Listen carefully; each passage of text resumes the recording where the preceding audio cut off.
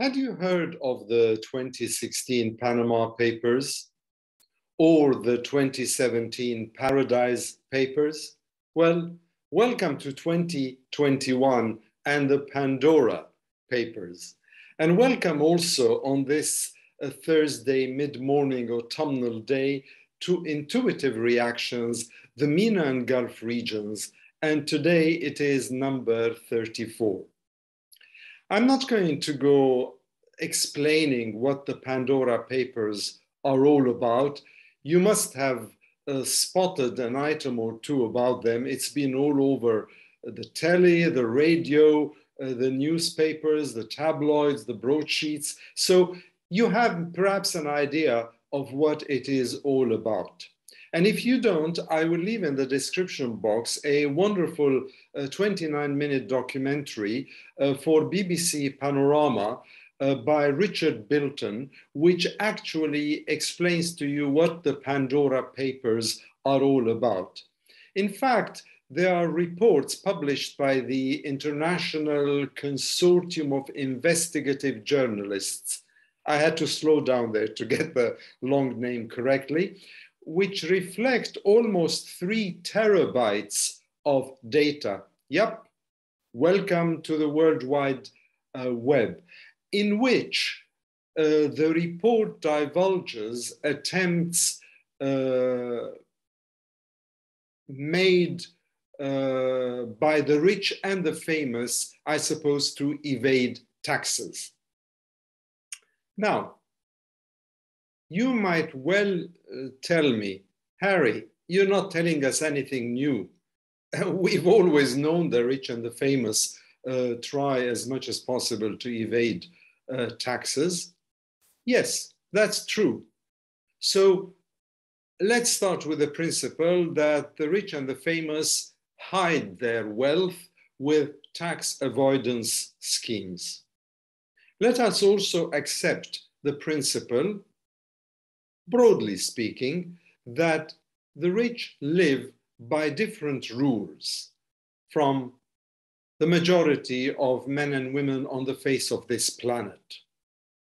Let us also accept something that you and I have heard many, many times, that London is one of the key hubs for tax avoidance. How many times have I heard when I'm having a coffee with a friend or an associate that money laundering happens not only in shady small countries, but also in London.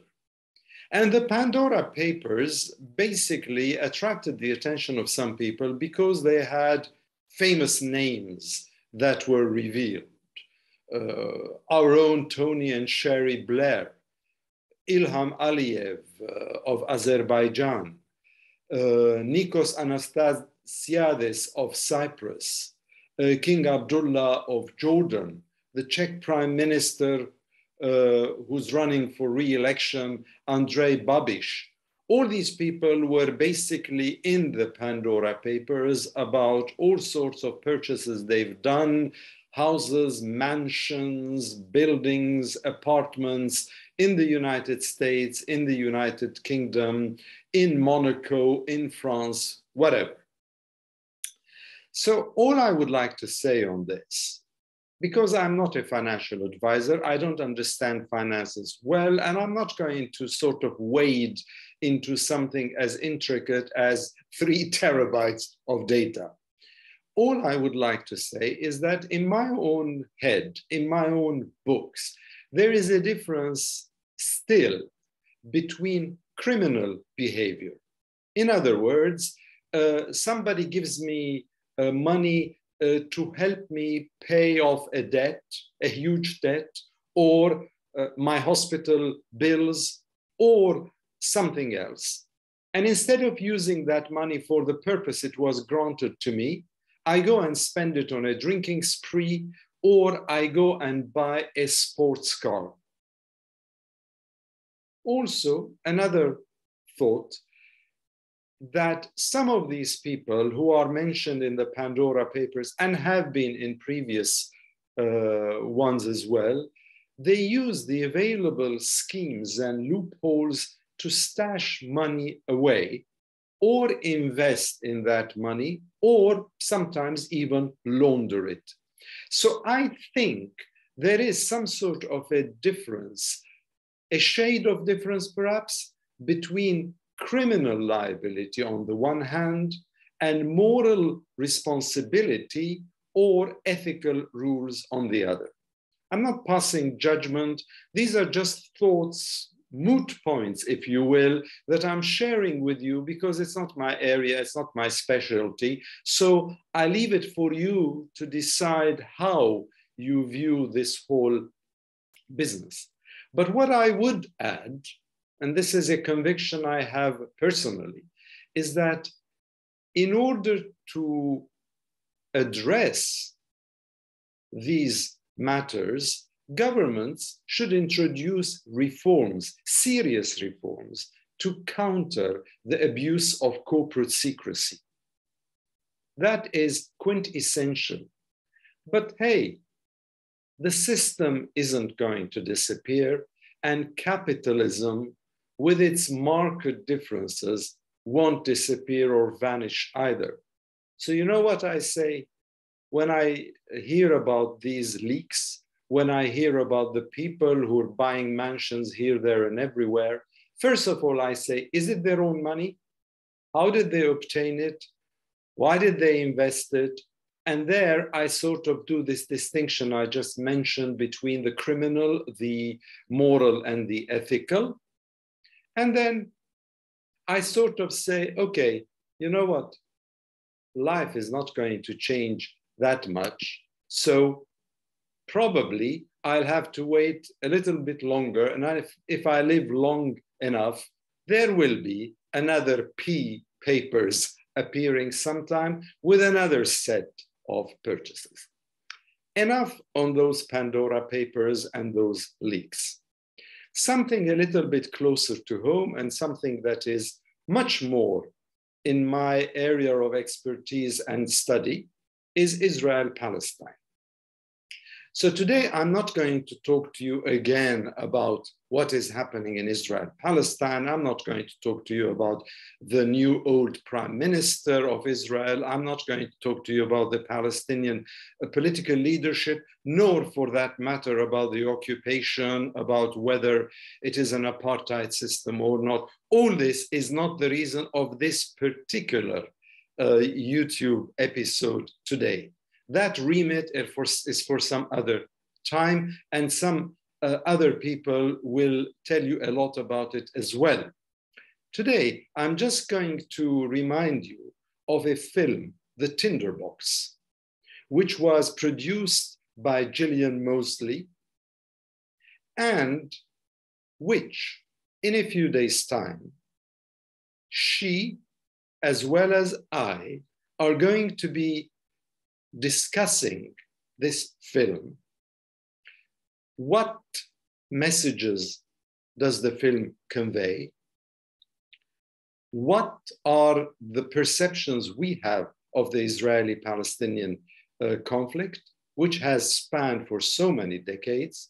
And Tim Livesey, who is the chief executive of Embrace the Middle East, which some of you might know formerly as Bible Lands, will be moderating as well as giving us a push in the right direction to discuss this film.